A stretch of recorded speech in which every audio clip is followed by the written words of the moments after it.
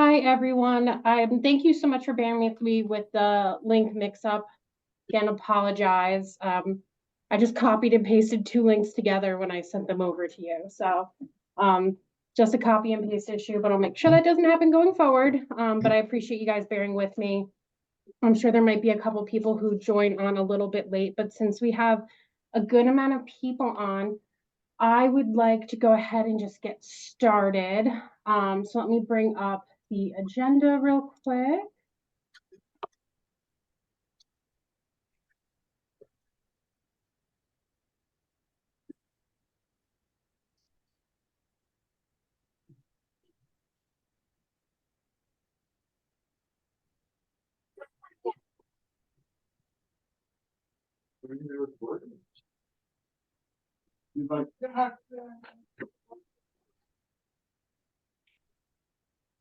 Okay.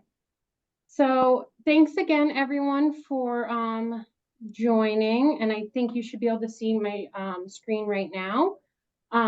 So this is just kind of quickly what we're going to go over today. And I'm going to keep what I'm talking about really short so we can turn it over to you guys. And I want to hear what you guys have to say. So just for a couple like quick housekeeping things, one of the things I wanted to show you guys is the share drive that I created, and you should have all received the link in my email, and that link does work. So let me just bring up another thing. I know the agenda is kind of silly, but I kind of wanted to show you guys an overview of what we're going to be going through tonight. And then I will bring up a PowerPoint real quick. Thank you for bearing with me while I switch share screens up.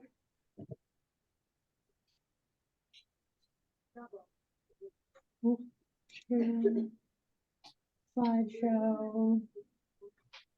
Okay, so I think everyone should be able to see that. So obviously it's May, this is our second meeting. So this is our first small meeting group. So please be respectful of everyone's opinions. Unlike the bigger group, feel free to unmute yourself and be part of the conversation the entire time. Everyone's here because we care about students, we care about schools, and we want to make them even better. And just a quick review, so I want to list some of the other small groups. So this is the special needs students and programs group. Definitely, we do not have to always stay on the topic. We can go off into other topics too, because they kind of all intertwine together, obviously.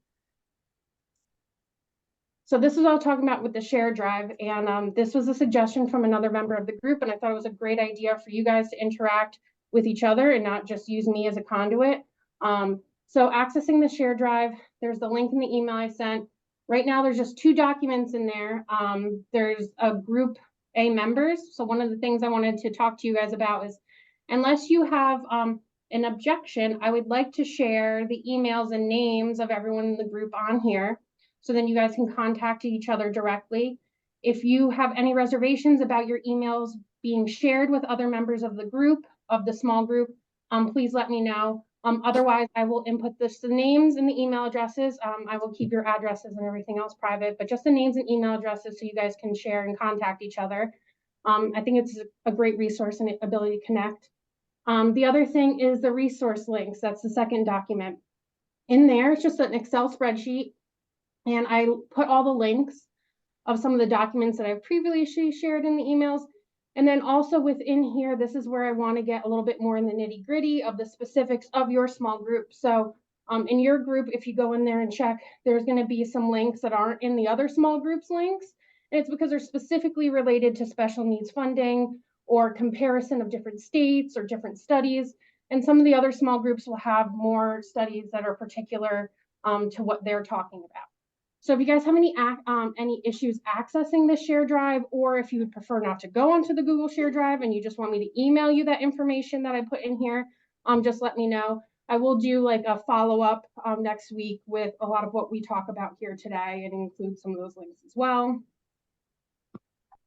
Now today, what I wanted to kind of base our discussion on is identify specific problems. So obviously legislators can talk about this on a really high level. But I think it's really important that all of us who are living on a day-to-day basis talk to each other about the problems that we see.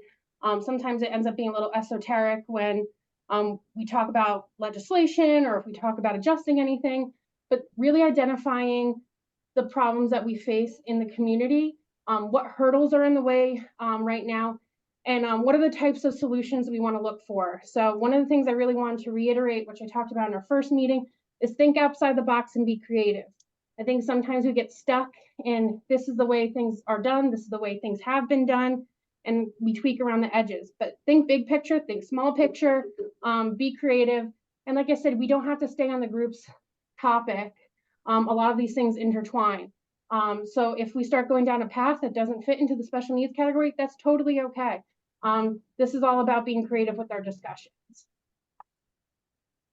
So what I would love to do is I'm going to stop sharing my screen so we can get into the discussion part.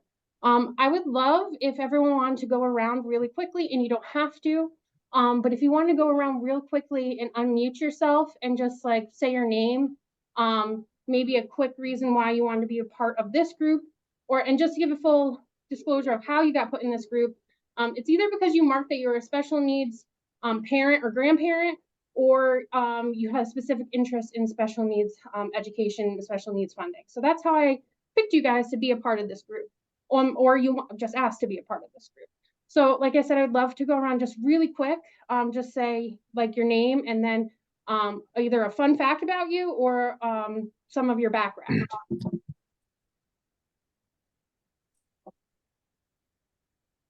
Michael, I see you unmuted yourself, so I'm going to call you out. Michael, would you like to introduce yourself real quick? Sure, I'm Michael Grzaffi. I'm in this group. I guess I have two reasons. One is a parent, but I'm also the director for one of the special ed cooperatives in Montana as well, and trying to staff and provide services for a few counties.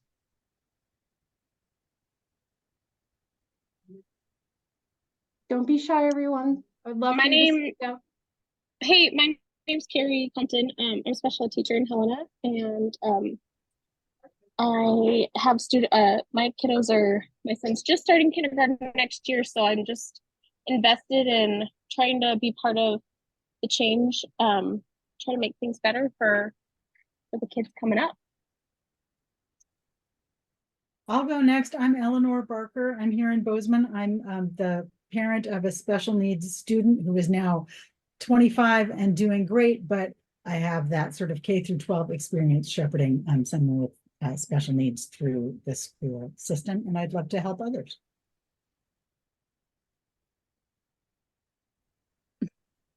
Hi, I'm Mary Cornell, and I'm a parent of a special needs student who is now, like Eleanor, I think mine is 27 now, and he actually had low vision, so he was under 504. So anyway, also K through 12 experience with all of that, and trying to help a little bit more with the state funding issues. So.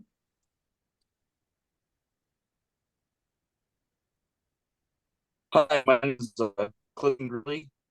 I'm from the Power area. I have a son that is looking forward to participating for the reason of I've had a lot of struggles in our rural area, and I'd like to see what ideas are out there to contribute to help my community as well. Well, thanks, Clifton. Give Clifton a shout out. I think you are also part of our ESA parent task force. So very involved. Thank you. Thank you. Anyone else want to say hi?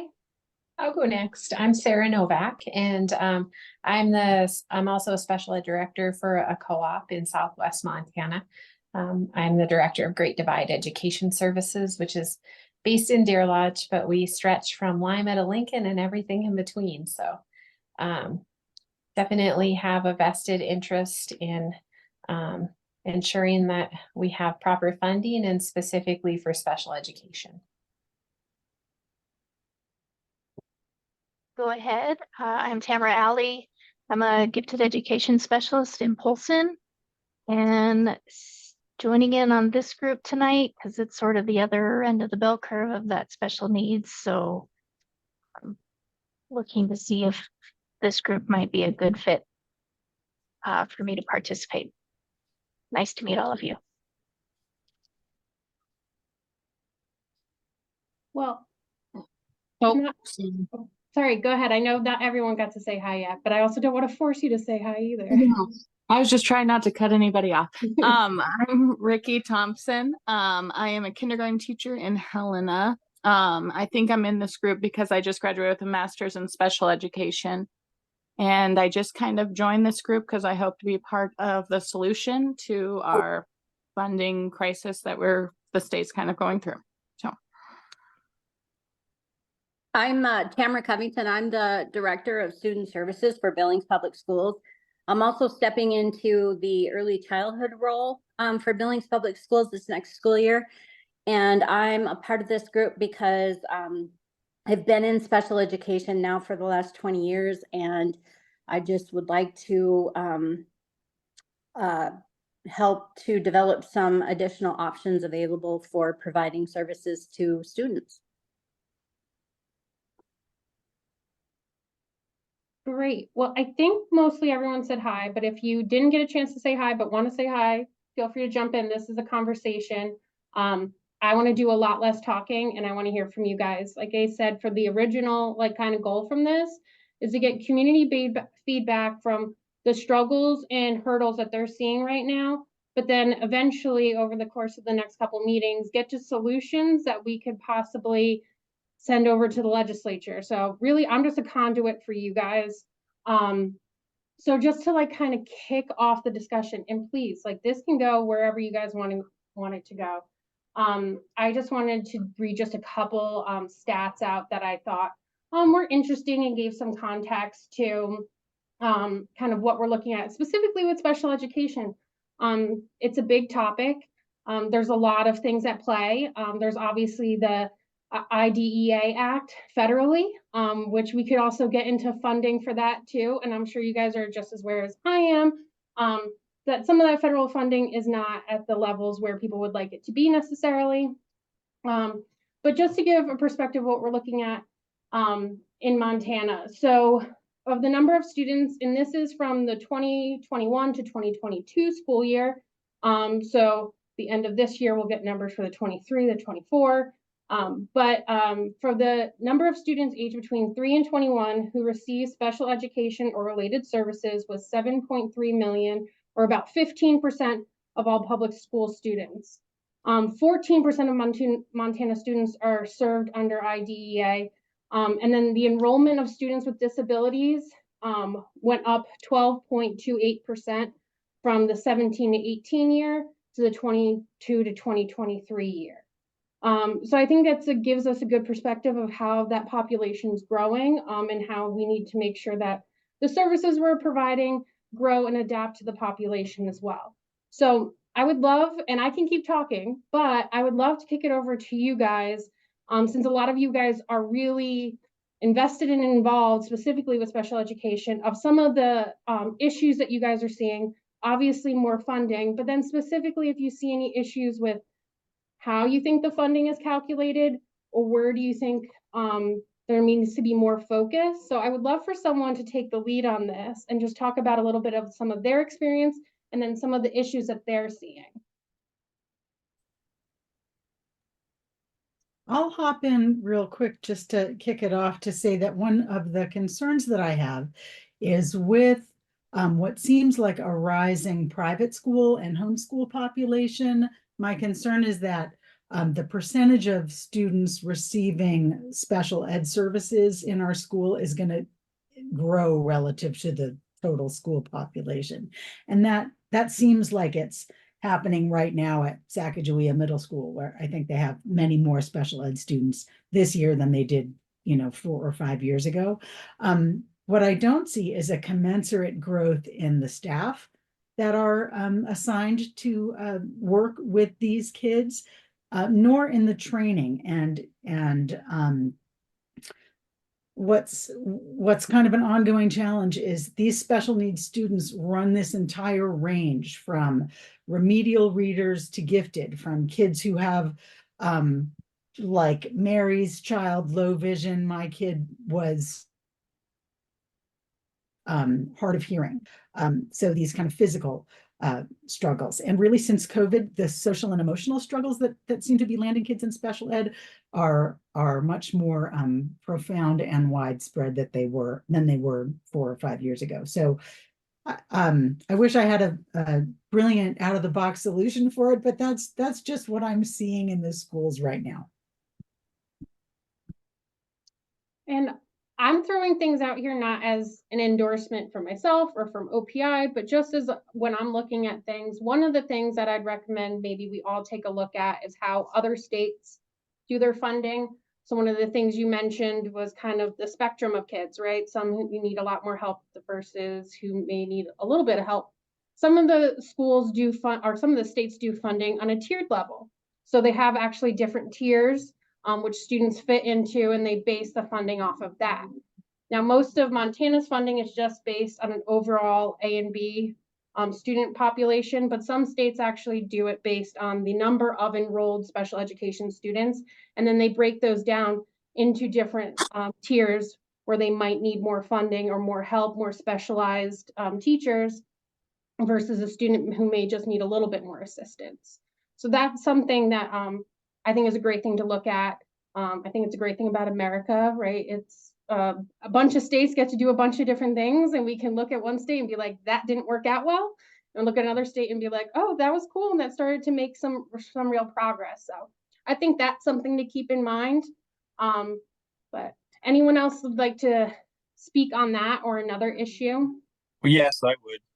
I think what you just said, our question is, and I have we ever attempted to Ooh, present Clifton, you're breaking up of really special bad. needs to the legislature as if we do the A and B?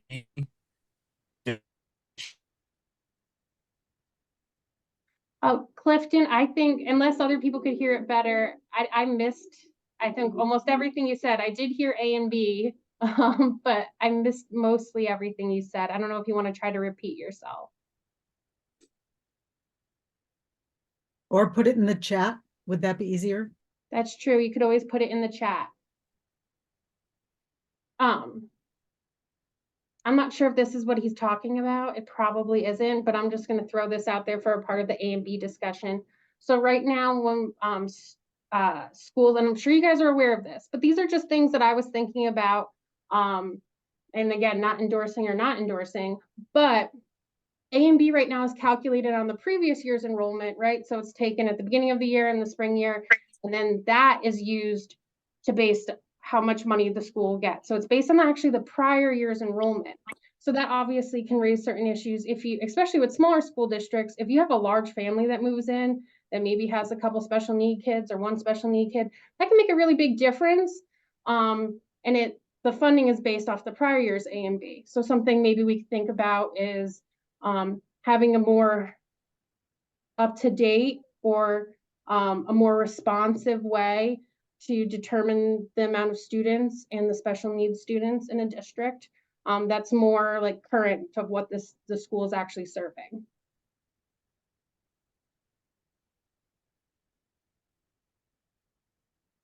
And you guys have a lot more experience than I do in education. A lot of you do. I'm going to say probably all of you do. So please like speak up and say if I'm hitting a chord here, or like Eleanor was talking about some specific things, the staffing issue with teachers too. That kind of combines with another group what they're talking about, teacher recruitment and retention. But recruiting special needs teachers is also a part of that. So if anyone has anything to add to Eleanor's comments or anything I said. This Can you is hear me Sarah. now? Oh, sorry. Yes, go ahead, Clifton. Oh, thank you. I'm not, I lost connection. I'm not sure what was covered, but I have a way better connection now. My question was is and A and B, I understand how that gets reported. But is there a way to specifically, even if it was the prior year's numbers, be able to give us a specific number for funding for special needs? Since it is its own program and it is federally funded, I know IDEA funds come in, and then there's funds that go pass through to some of the co-ops. I know that's kind of going in a different direction, but is there a way when you're deciding how much money each district gets for IDEA, you have to go off of poverty numbers, if I'm correct? So is that a number that you would be able to present to the legislature to show them as well that IDEA is not covering the full scope of what needs to be covered for those students? Yeah, I think that's exactly what I was getting at. So, Montana just does it based on like, well, not just, there's a couple of funding baskets, but a lot of it's based off of just like the population, right? And then assuming that a certain population is going to need those services versus counting the actual individuals who need those services.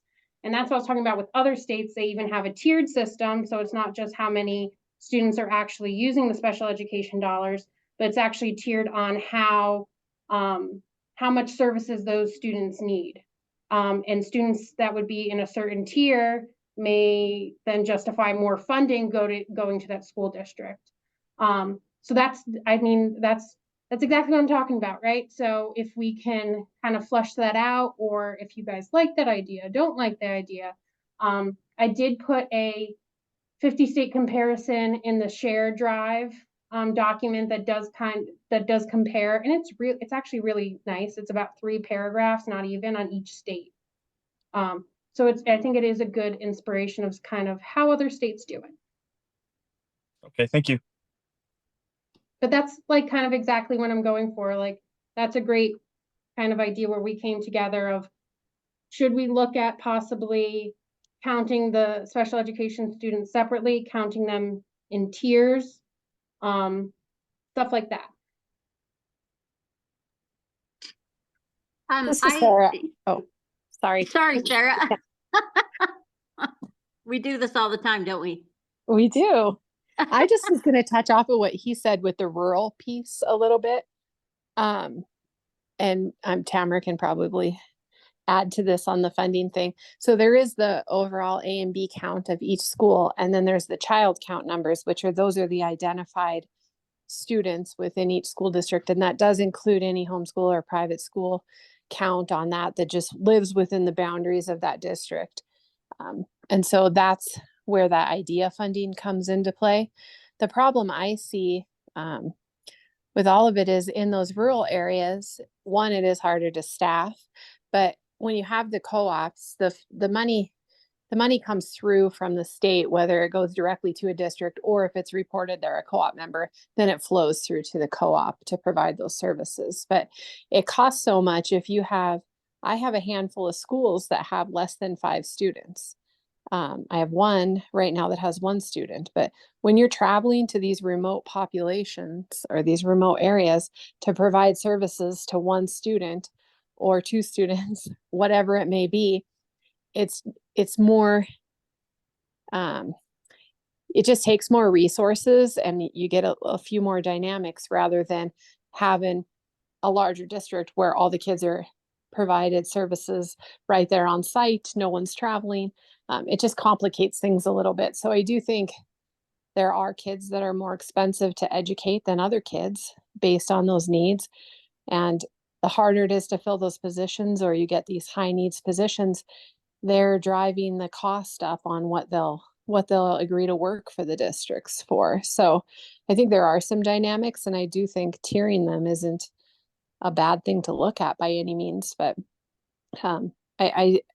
it is just hard when you're looking at those small schools and what it costs to operate a school and how we're providing those services and the funds that are available when you have less than 10 kids in a district versus thousands of kids in a district. So I totally get where he's at. I just wanted to chime in on that. And I think from a larger school district's perspective, one of the areas that I think the funding is the most insufficient is in that ages 3 to 5 population. There's a set amount of money that school districts receive for their 3 and 4-year-old population. Some kids we can get A and B for if they're 5, but Billings Public Schools is serving 200 students ages 3 to 5. And so when you get, say, $180,000 max for that funding, even though it's under Part B, and you can only collect A and B for a small fraction of the students, because we have more 3 and 4-year-olds than we do 5-year-olds, obviously, that are receiving A and B services, and it's 0.5, depending on how many services you provide. That's a significant cost to the school district. So we're using A and B and special education funding for all of our students to also cover our 3 and 4-year-olds who need services, because we're not receiving funding for them. So school districts as a whole are having to provide more services in general for students in today's school system than ever before, and the funding hasn't risen with the need. So it's a flat funding rate, and the needs are so much more intense. So where in the past we may have had a 3 and 4-year-old that needed maybe a couple of areas of services, now they also need speech, and they need OT, and they need PT, and they need social work services, and mental health services, and all of these things that are not being funded. And so I think just as a whole, we need to look at our special education funding system. And I think it's great having that kind of showing the 2 different size schools. Now, what I've experienced and what's motivated me to be active in this is the impact that I'm seeing. So I don't know how to relate it to the legislature as an impact of not having it properly funded, but with my son, his IEP was not able to have the full amount of services that he needed provided because the teacher or the specialist was not available for the X amount of minutes or hours that he needed. So it was curtailed or tailored based on what their budget required or allowed them to do. So there's a huge impact to the services that are being provided because they have to be written in a way that the school can still positively provide it to meet the goals of the IEPs, if that makes sense. Yeah, no, that definitely makes sense. And I know some of this is it's easy to identify issues for sure, and it's a lot harder to figure out sometimes the path forward of exactly how to you know, make changes that we can meet those goals.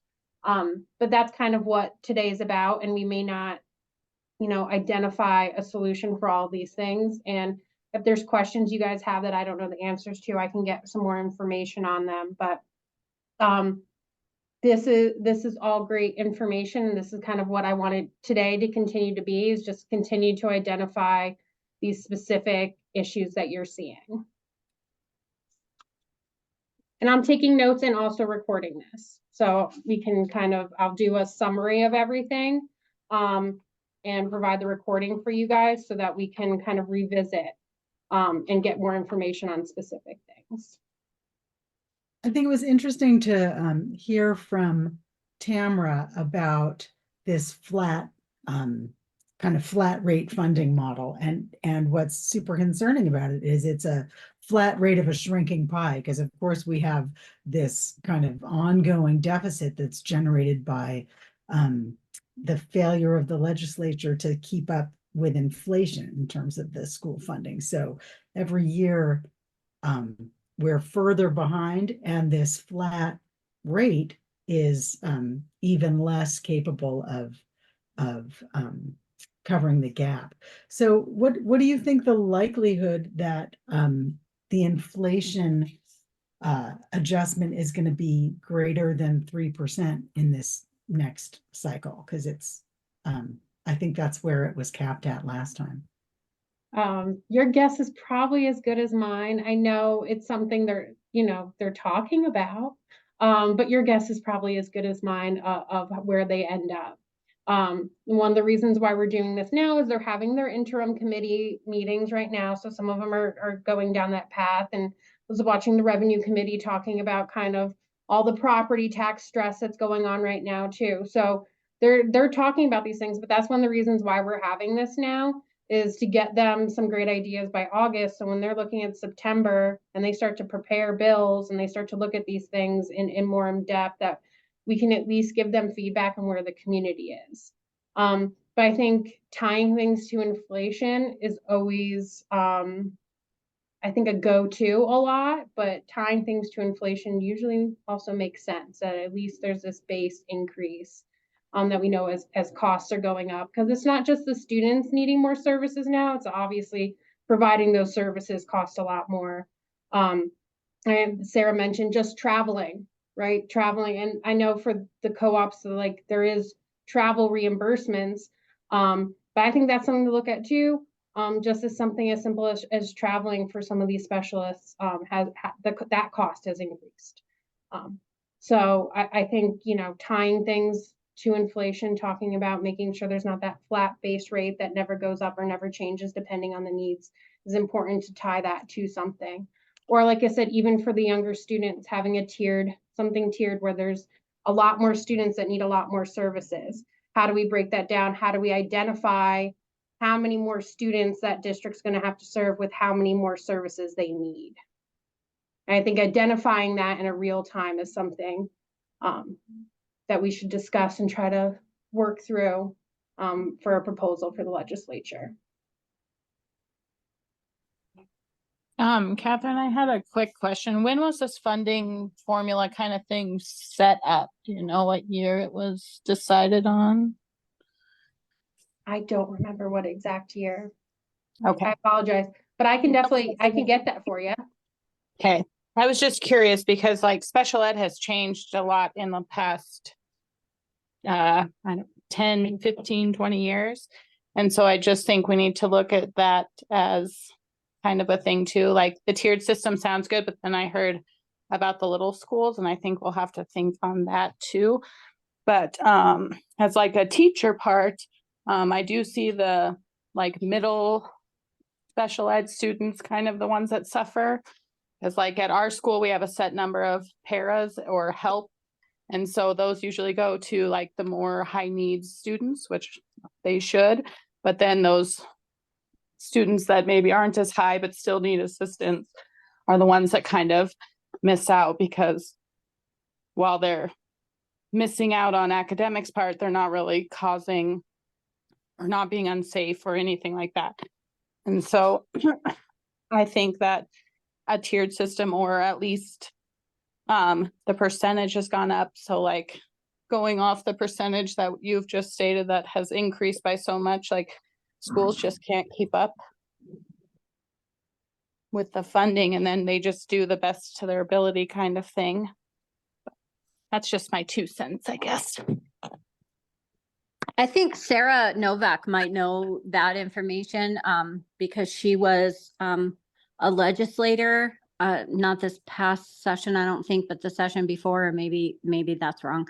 But she I think has a little bit more information about just exactly, how the funding formula was developed. But and I could be completely wrong here, but my understanding is that the funding formula hasn't been looked at since the last time that the state was sued over its funding formula, and then the legislature changed the funding formula to get closer to what was expected. And then then it's remained pretty flat since then, except for inflationary increases. And the point that I would like to make about inflationary increases is that up until the last legislative session, special education funding was not a guaranteed inflationary increase. It was something that needed to be voted on in every legislative session in order for special education to receive that inflationary increase. It wasn't automatic like it was for regular ed. And so we have years of special education funding that did not receive inflationary increase. And we haven't made up that ground. So we're still behind in terms of inflationary increase. So if inflationary is compounding, we're still far below where we're supposed to be in terms of inflationary increases.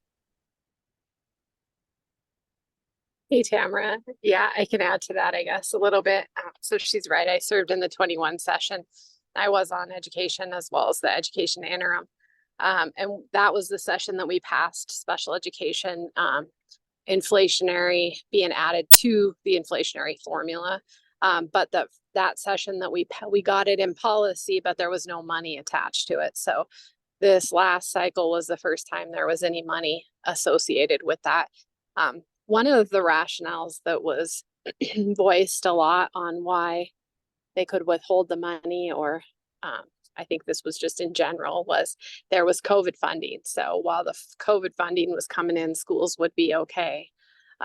So there was definitely some choices not to fully fund or pump some money into the public schools because of the COVID money at that time.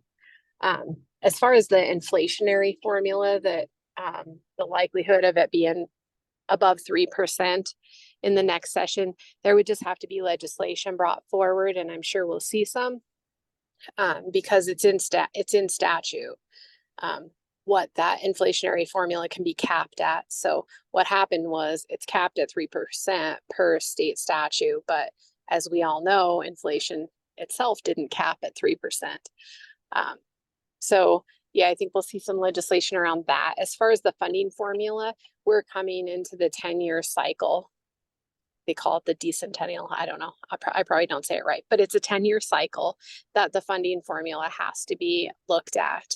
And so we're coming into that 10-year cycle. I don't know the background as far as if it was looked at 10 years ago and not changed, or if they did tweak it in some capacity. I'd have to look into that a little bit deeper, but I do know that we're going into it.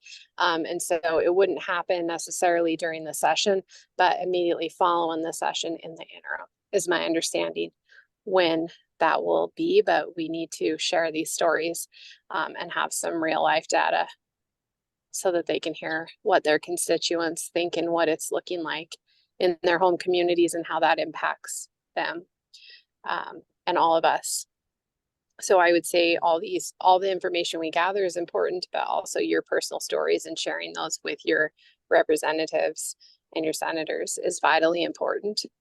And then there was one more thing I was going to say, and I can't remember what it was. So I apologize about that. But yeah, so I'm hoping to be back there and be able to bark in their ear at all times as well. But I think your stories do matter. Oh, I know what it was.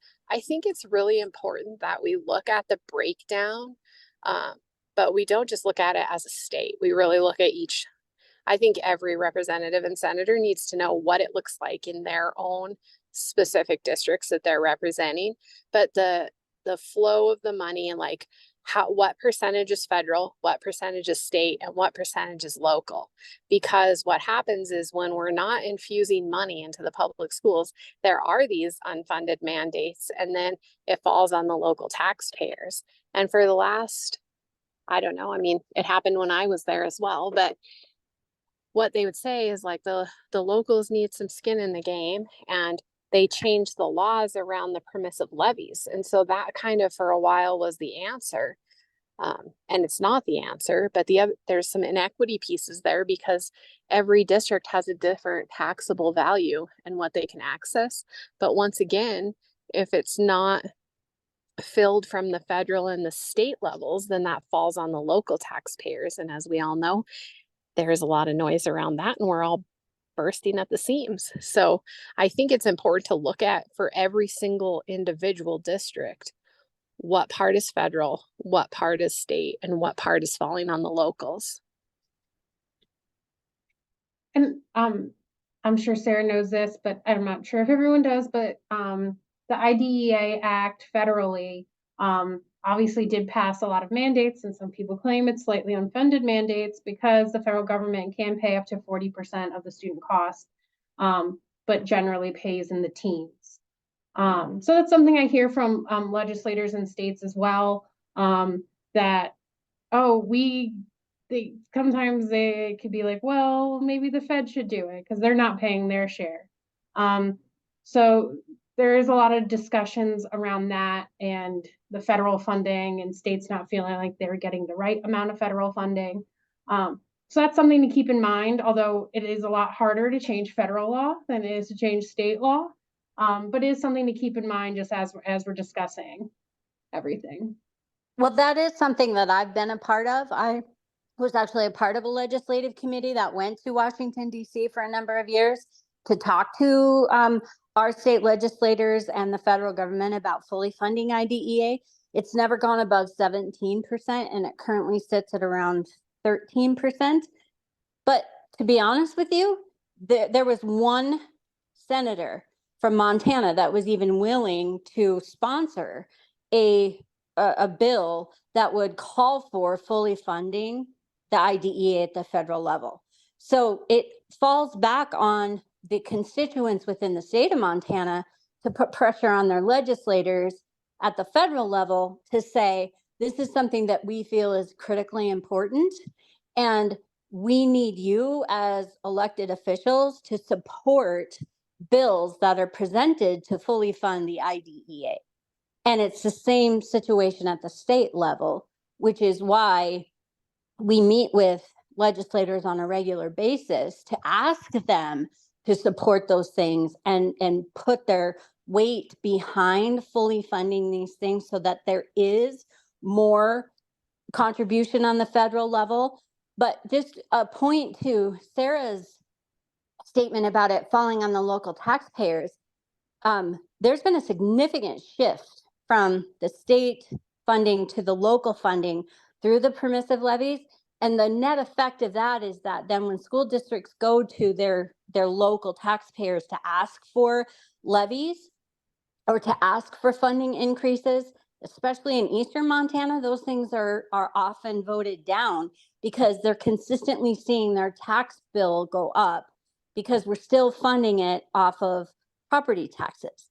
And so people see that their tax bills are going up, but they don't understand why those tax bills are going up without their expressed vote to do so. And so there's a real disconnect between the community and the school district in terms of why they're being levied funds without their permission. I love the point Sarah said earlier with a valuable data is, well, what is a target budget price that we're looking to present, or is that something that takes place in this process? Do we give a target value that needs to fund this program, or that needs to fund OPI or education in general at the state level, or is it something that we're doing based on just a percentage and a formula? Well, I mean, you guys could do whatever you want, and I'm happy to help package it up and pass it along. I don't think it could be an either or both, I think. But that's kind of why we're here. So if that's something like you want to talk about, like, oh, this is a specific, I mean, it's a little bit hard because if you're looking for a specific number, like we want this chunk of money, this specific chunk of money. I mean, a lot of it is based on formulas and how many students and everything that goes into the formula, right? So, but we can talk about like ballpark figures for sure to pass on. We could talk about adjustments to the formula, how it's determined, all of that. So that's all things that we can discuss and bring forward. So an idea coming from that is, so we have funds that come in from IDEA that I know that our school district relies heavily on, and that's pretty much what their budget is for special needs, because a lot of other stuff from the general fund goes to support the other needs of the school. So when they go to budget, it's mainly based on their federal funds, and then if they have some extra funds left over, they'll buy certain items and they'll do certain things.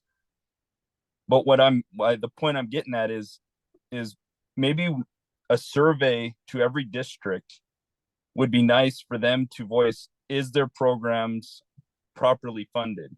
I know that they've done surveys before with like accreditation and stuff, but I think a funding survey of getting a real pulse on the district of where they're at, what they're having issues with, would give you a great idea too of what kind of issues that they're facing, because each district is different geographically, demographically. There's all sorts of things that play into it, and I think that that'd be very helpful if we're going to present like a solid target price for what it needs to be fully funded. Well, that's definitely something that we could look into doing. I'll make one joke that's not a joke, but show me a district that doesn't want more funding and I have a bridge to sell you in New York. But I think it is, and that's one of the goals of this group, is obviously there's always places we can fund more. So that's one of the purposes of this group, is to identify areas that may need more funding, areas where funding needs to be adjusted. I think it's going to be a hard time finding an area where people think they have too much funding. But to try to get a little bit below the we need more funding and get into the specific areas, and they like, whether it's big picture, like we just need a block grant of more funding, or I want to get down into some of the smaller things too, of either small adjustments, areas that we can like tie together with, like I said, when we talked about teacher recruitment or training, those are things that can be built into programs that have already started, possibly expand with the teacher mentoring, stuff like that. But I can definitely look into, I know we get a lot of feedback here at OPI, but having one specific survey for the school districts too could be something that we could look at. And I'm sure all of them would say that they need more special education funding. I think it's a great idea though, Clifton, this to sort of ground our request, and I assume we're going to make some requests to this the next tier of budgeting committee, but to ground it in data and to get data from the districts about what they lack, what they need. And yeah, you're right, Catherine, no one's going to say, oh, we have plenty, we're good, just go give money to somebody else. But to have data to back up our request seems super meaningful. And I just think it's a great idea. I've been sitting here thinking how the number of students receiving services, is that just a checkbox, like I have 900 students in my school and 40 of them qualify for special ed, or is that where the tiered model is going to come in? Like I have a menu of services and I'm going to check off all the ones that every student needs. I'm probably not expressing myself very well, but I'm just trying to figure out how do we determine how many students and how much money each student is going to require in services. I was just throwing that idea out there because it's something I've seen in other states, and states do it differently. Some of it is done by the services they need, and they could check more than one services they need. Some of it's done based on the expense of the student. So if that student, they'll break it down just based on the expenses they expect from those students. Some of it is based on the services those students need. I'm trying to remember which states do which, but I do have the 50 state, it is in the resources folder. It has a breakdown, but it doesn't have, I mean, that's something we could talk about if there's different ways that we could see a tier system working. Is that happening now in Montana, or is it just? It is to a certain extent. So the way that special education funding comes through for each individual school district is that we do a child count in October, and then we do another one in February. And we, as a school district, have to identify for, and it's in the state, it goes to the state system because the state provides that information to the federal government. In the state system, it depends on the setting of service. And so I don't know how much funding is attached to each individual setting, but there are specific settings of service. So for example, if a student is in special education for less than 40% of the school day, that's one setting. And then from 40 to 80 is another setting, and above 80 is another setting. And then there's homebound settings, and there's residential settings, and there's the settings of service. And so we have to designate or calculate essentially what setting of service those students are in, and then that information gets passed on to the state. And we have to count every single student in our school district that has an active, meaning current and within the annual renewal date, current and active IEP. And then the setting of service is calculated, and then that information is provided to the state. And it is based on A and B, meaning it's based on the count of students that are in the district. And then A and B is actually averaged between the two. So it's the count in October and then the count in February, and then they average the two. So that's interesting. It's still such a blunt instrument in a way, because some Yes. kids require a full-time service. That service is in the form of a para that shadows them to, make sure their behavior stays in line. But for some kids, it's a sign language interpreter, and the rate of pay for those two interventions is wildly different. Yes.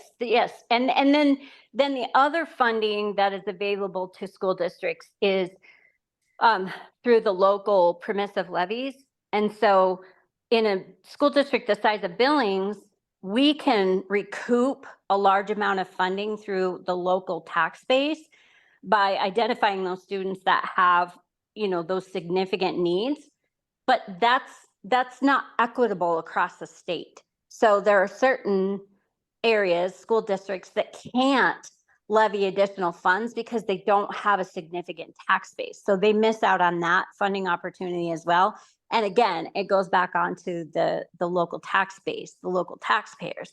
So there is a definite breakdown in the system. And if we're looking for targeted areas that need additional assistance, I would say that ages 3 to 5 is critical, because there is a flat rate for them. And I don't want to misspeak. It's not even $200,000 flat rate for providing services.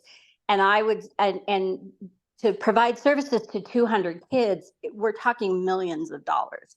So the funding is very much in a deficit. So I would say that 3 to 5 range is critical, because there's just not enough funding there, especially for large districts. Now that flat rate might be fine for a smaller school district, but it's not when you're serving 200 kids. And I just don't think that formula is set up to anticipate having that many students come through the system, and they're legitimately in need. I totally agree. Like, with having a metric of the student to teacher ratio of a qualified teacher, going back to, can you hear me? Yep. Okay. Going back to what she had said earlier about the difference in the amount of funding. I lost my track here. Is the metrics of at our school, we don't have a qualified special needs teacher.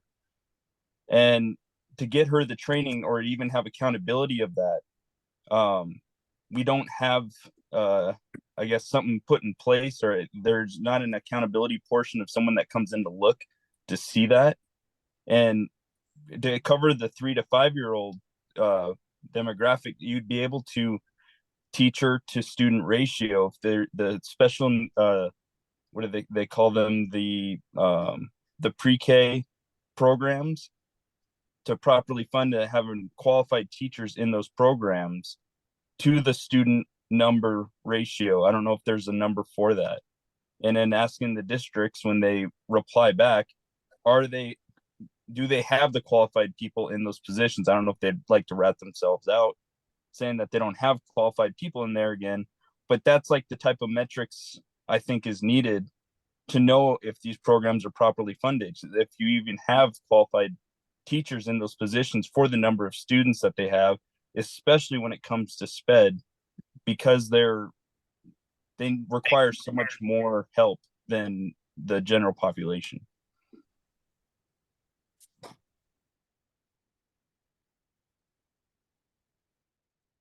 No, that, everything you guys are saying makes sense.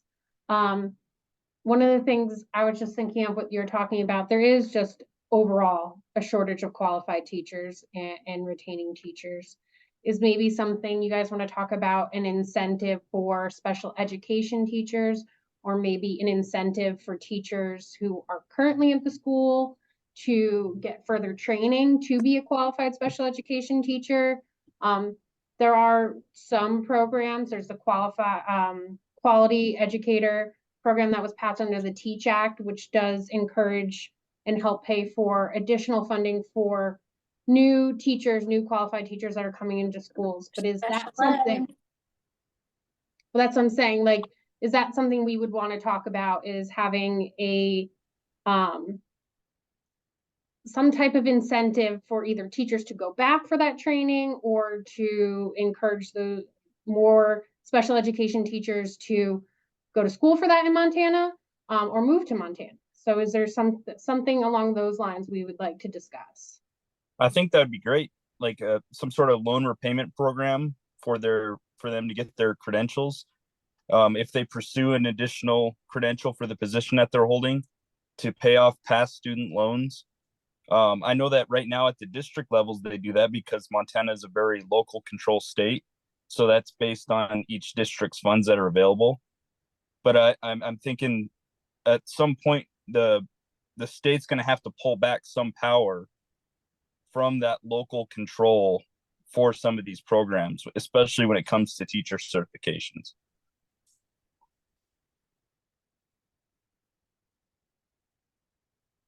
Okay. Well, I know technically our hour is winding down here, and I feel like we're just getting into stuff, but so our next meeting is not going to be until June. Make sure I say the right date and make sure I send you guys the right link next time. June 24th. So between now and then, well, this is recorded, so I'll send the recording to you. I'm going to take some notes. I took some notes, but I'm going to rewatch it to take even better notes. But one of the things I wanted to ask you guys for next time, and like I said, you guys are more of experts on this than I am, is there certain information that you guys would like me to bring or to research or anything to prepare you guys with? I can set it ahead of time, but also present it during our meeting. And is there anything, I think some of the things that, just to recap, I mean, we talked a lot about kind of the rate and the formulas of how special education's funding, but specifically, and Tamara brought up a great point with the ages 3 to 5. That seemed to be a point that we talked a lot about. But is there anything that you guys would like more information about that I can do some background and provide for you? I guess I have a couple of questions. One is about how the charter schools are going to affect the state's funding pot. From my perspective, it seems like it's just going to be divided up even further into smaller and smaller amounts of money. And are those charter schools going to be offering or required to offer the same services that the public schools do, particularly for special ed, as in order to get those dollars. So, or yeah, to the charter qualify to get school, those. the charter schools are public schools. So all the charter schools, there's two bills that had charter schools passed last session. One was the public choice schools. That one's currently hung up in lawsuit. So that one you don't really have to worry about just yet. But the charter schools are all public charter schools, so they do have to fall under in line with any requirements. A lot of them are established. Many of them are established underneath schools that already exist. So for instance, in Bozeman and Billings, like the charter schools are almost like created underneath the already existing high school, for example. But I can definitely provide you with more information on exactly how those public charter schools kind of fit into this. But they are public, so they have to abide by all public rules. Okay, and just I guess a note about that, that other states are finding, charter schools are discovering loopholes that they can avoid serving certain populations of students. So I think, you know, that might be something more to look into to assure that charter schools in Montana are not going that direction. And I guess my other question, which is not quite solely related to special ed, but is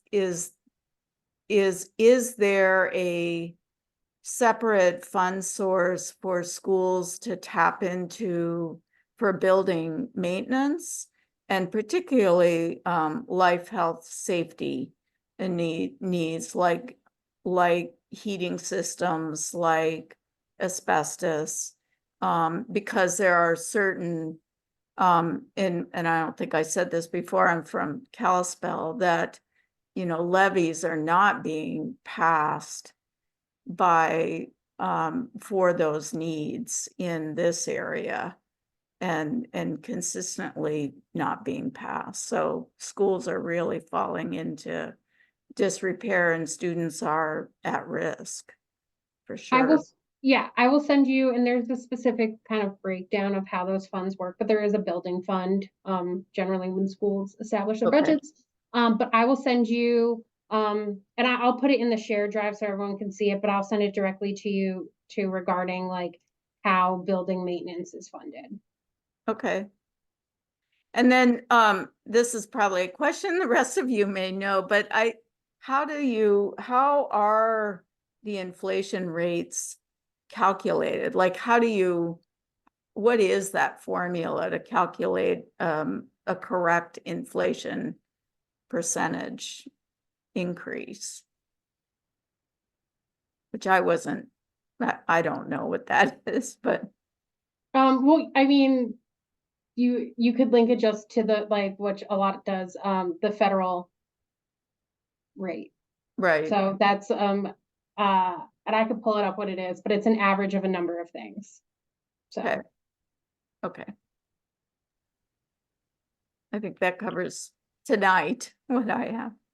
No, but I can bring up specific information of inflation too, and how other states or federally they link to inflation in different programs, because that is something to look at, exactly how they establish how it's tied to inflation. It doesn't seem like we're going to have this problem going forward, because inflation's not fun, as we all know when we visit the grocery store. But there's also problems if you link it to inflation and you actually have a retracting economy. Does funding go down too? So there's, I don't think that's going to be a problem in the next couple of years, but we can look at how interest rates are, how inflation, not interest rates, how inflation rates are attached to other programs. But that'd be a great thing for us to look at. So I can pull up some stuff on that. Okay. Can we find like the average of like what districts, like small districts are getting for special ed and big districts are getting? Is there like an average that we could like pull up to kind of get a baseline of like what people are getting now? Yeah, I can pull up averages, and I can also pull up some examples too. Maybe I'll pick a couple districts at random. too, so that'll give, I think, a good picture as well. But I can pull up some averages, and then maybe I'll also put together a couple slides on just specific districts. I have just sort of a global funding question. I know that here in Bozeman, I think the district cut $4 million last year and cutting $3 million this year, or some, pretty steep cuts, not all of which are attributable to the ESSER funding drying up. But how much of an outlier are we, or is every district in the state in this boat? We're in that boat. Oops, sorry, go ahead. Sorry. Yeah, we're Oh, no. short for next year. Oh, I'm sorry. I don't know if it was just me, but you cut out right when you were speaking. Want me to try that again? Yes, please. Okay. Yes, I'm in a Class A side school district. We're many hundreds of thousands short for next year, largely attributed to inflation, insurance, and everything else, costs going up. I think, Helena, go ahead. Go ahead, sorry. oh, no, you're okay. That was me too. Helen is also in I think 3.5 million in the red this year. So I think a lot of places are. And I think, like you said, the combination of inflation, the ESSER dollars ending, I think a lot of schools are having financial issues, but it is different between the bigger and smaller schools. I think it's just there's certain points that are aggravating it a little bit more, but it does seem like it's across the board. It's just where those stressors are might be a little bit different. Okay. Well, I want to be respectful of everyone's time. I think this was a great start. I think we had some great ideas. I felt like I did way too much talking. So next time I would love for you guys to talk. That's not fair. A lot of you guys did talk a lot too. But like I said, the goal of this is to identify the issues that you guys are seeing and then how you guys want it to be addressed. So I just want to be a conduit. Like I said, I threw some ideas out there just from things that I've read and seen other states do. But that doesn't mean we have to think inside the boxes of what other states do too. So don't be shy about throwing ideas out there, especially now we have the share drive. So if you guys see links to good articles or good research studies, throw them in there. You feel free to put documents directly in the folder. If you just want to put your thoughts down on something for people to look at, don't be shy. As long as it's appropriate, throw it in there. I will, what I'm going to do, like I said, is just jot up some notes that we took from today. I have a couple homework assignments to get some more information from you guys, for you guys. But if there's anything else that pops up, in the meantime, please let me know. And I'll do my best to get back to you with as much pertinent information as I can. And if there's anything you think would be a good thing to address in the next meeting, just shoot me a note and I can prep stuff for it. But I think this was a really great start. I really appreciate meeting you guys and talking a little bit more instead of me talking at you. But does anyone have any questions for the good of the order before I let everyone go about their night? And I also want to say thank you so much for taking time away from your families, away from everything else you're doing. I think this is a really great conversation, and I appreciate everyone's patience with me. We haven't done anything like this before at OPI. I don't think anyone's really done anything that's been like this open and collaborative and bringing the community in. So I appreciate everyone's patience while we work through this. And like I said, I think it'll be really good just to have some great ideas to pass on, and appreciate everyone as they deal with me. Thank you for including us. Thank you so much. Okay, awesome. Thank you. Great to meet everybody. Thank you. Yeah, have a great night, everyone. Thank you. Thank you.